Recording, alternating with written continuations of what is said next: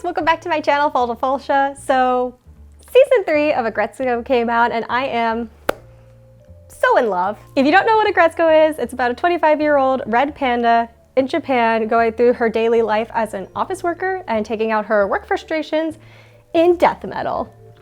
So there are spoilers in this video. If you have not seen season 3 yet, I highly recommend that you go check it out right now. I'm going to briefly cover season 1 and season 2 and then move on to season 3. So season 1 centered a lot around Retsuko's work life, introducing us to her, her friends, some of her work issues that she has to deal with, as well as like a brief romance, and then the season just kind of ends, and overall it's a very light season.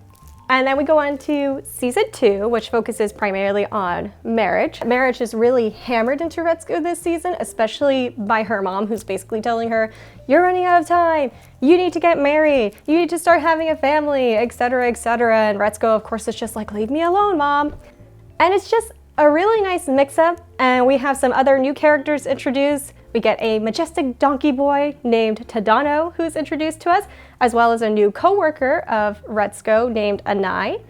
And he's like fresh out of college, straight into the workforce, and he doesn't want to let any of his co-workers or his superiors bully him. And I love Anai for him. Like, he may seem a little out there at first, but as you continue to watch this season, you could see where he's coming from. Season 3 had some pretty amazing writing, and if you go back to the beginning of the season to the end of the season, you'll notice little details that build up to certain events.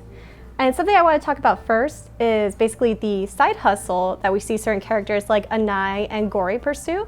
So we learned that Anai is a great cook from season 2, and that he's continued following that passion by making a food blog, which later gets him noticed by a book company so he can publish a book with all of his recipes in it. And then we see Gori, who is tired of using dating apps that kind of betray her pursuit in a relationship. So she just goes out and she develops her own dating app by teaming up with a programmer. And like a lot of us will be working day jobs that we don't really enjoy, but on the side we're trying to pursue our side hustle and our passion in hopes that one day we can make a career out of it. And that's what I just really enjoyed about seeing these characters bringing up their side hustles, because it's just so nice to see that characters are following like their true passions. And then we get Retsuko, who follows her true passion of becoming an idol. What? Okay, so maybe not quite like that, but she does end up becoming an idol completely accidentally. She becomes actually an accountant for an underground idol group called OTM Girls, but she accidentally gets discovered by the producer of that group singing death metal at karaoke while she is filming a YouTube video. Yes, they really did bring up YouTube in Aggretsuko and ad revenue and all of that stuff. And it's just so nice to see that Retsuko was sharing her passion for death metal and trying to show that to people of the world of how to sing death metal. And she was doing really well at it too.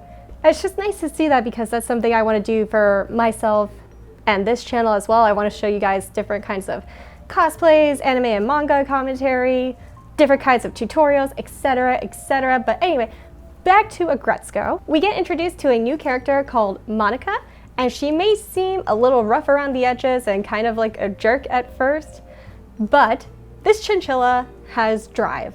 And I really love seeing that, because when Retsuko says, I can't be an idol, I'm 25, that's for young girls, Monica's just like, well, you know what? I'm really 26. And I'm just like, yes, girl. Because Monica is all about following her passion and her dream of being an idol. She's not going to let her age stop her. She's not going to take crap from anybody. And she's just genuinely trying to pursue something that she loves. And that kind of carries over to Retsuko as well, for encouraging her to do that as well. And I loved seeing the relationship and the dynamic between these two characters. And there's a really great line that's in this season where the producer is watching the girls perform on stage, and Retsuko performs for the first time, and she gets really into it. She completely shocks the audience, and the guy is just like, yes, this will be the day that people witness the birth of Aggretsuko. There's a lot of themes in this series about kind of following your passions and what make you happy, even if it starts off as a side hustle at first. And what I loved about Retsuko is that she gets really into this. Of course, Toad finds out and he tells her, no, you can't do that, you gotta go back to work. And she actually stands up for herself against Toad and tells him, no, this is something that we've built from the ground up and I'm gonna keep pursuing it. Because just like in real life, you have like the naysayers, the crab in the bucket that one crab is trying to escape and the other crabs are trying to pull it back down to, just kind of suffer the daily grind with them. So I liked seeing that. I liked seeing Retsuko stand up for herself against Toad, saying that I'm gonna keep pursuing this and you can't stop me. But just like last season though, something had to burst the bubble. And what burst the bubble this season was basically Retsuko got a stalker. And she had to learn how to deal with that. And that was, those were dark times this season. But I don't think the last episode was a great solution for dealing with the situation that happened. Because essentially Retsuko goes back to her day job. And I'm just like, girl, why? You were following a passion and a dream with these other girls and you were having a great time doing it. Are you really going to let one person stop you? And like, what is the message here? To stay in your lane, to never pursue your dreams, that everybody else can pursue your dreams, but that's everybody else and that's not you. That because Retsuko was developed as an office worker character, that she's not allowed to be anything else but that. I just wish the show wasn't so afraid of letting Retsuko be anything but an office worker and having her return to her day job at the end of every season.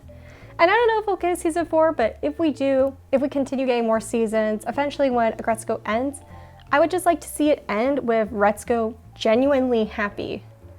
And I don't know what that vision is that the creators have for her, but I would like to see her in a happy place in her life. And I know office jobs and customer service, they're frustrating. That's the whole point of the show. That's the whole point of Retsuko's character. But there are other frustrations in adult life that don't have to relate to that at all.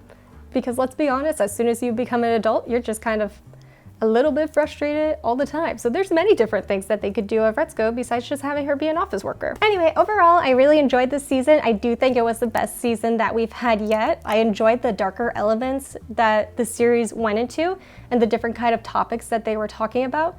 I am sad that we didn't get to see whatever happened to Retsuko's YouTube channel, because throughout the season, you could see that her channel starts doing pretty well, and I wish they would have went back to that, or maybe they'll show that more in season 4. Who knows? But yeah, I really love this season. The only issue I really had was the last episode. Anyway, thank you guys so much for watching my little talk here about Aggretsuko Season 3. I hope you enjoyed it. Let me know who your favorite characters are in the comments below. My favorite characters are Monica, Washimi, Sudota, and Retsuko. Make sure you guys like, subscribe, hit that bell notification, and I will see you all in my next video. Thank you so much for watching. Bye! So post-editing this video, I found out that YouTuber and voice actor Pro CD was Hyodo the Leopard this whole time. I thought that voice sounded familiar,